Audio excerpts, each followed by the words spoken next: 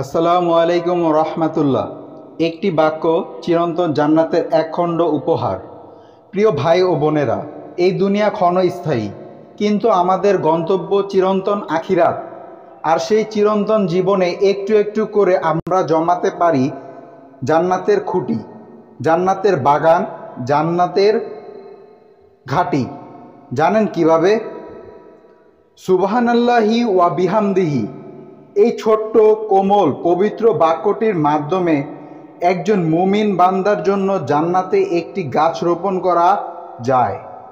এ কথা বলেছেন হযরত মুহাম্মদ সাল্লাল্লাহু আলাইহি ওয়াসাল্লাম। যে ব্যক্তি সুবহানাল্লাহি ওয়া বিহামদিহি একবার পাঠ করে তার জন্য জান্নাতে একটি গাছ রোপণ করা হয়। সহিহ হাদিস।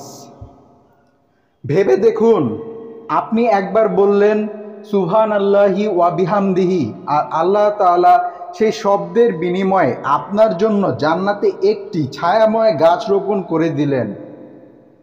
পৃথিবীতে জমি কিনতে 1000 টাকা লাগে, আর জান্নাতে একটি গাছ পেতে লাগে মাত্র একটি সত্যিকার স্মরণ, আল্লাহর পবিত্র ও প্রশংসা।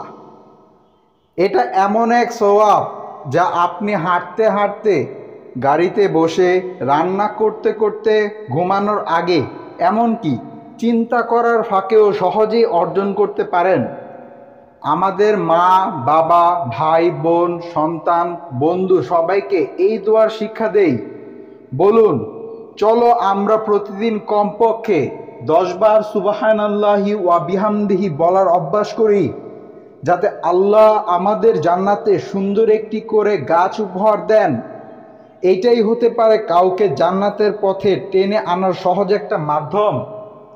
এই দোয়া শুধু একটি বাক্য নয়, এটা একটি জান্নাতি পুরস্কার। আজ থেকে প্রতিদিন এই আমল করুন, নিজে বলুন আর অন্যকে শিখান। আপনার একবার বলাতে যদি একজন মুমিন জান্নাতের পথে এগিয়ে যায়, তার সওয়াব আপনি পাবেন ইনশাআল্লাহ। বলুন একবার সুবহানাল্লাহি ওয়া বিহামদিহি আর রোপণ করুন জান্নাতে একটি গাছ।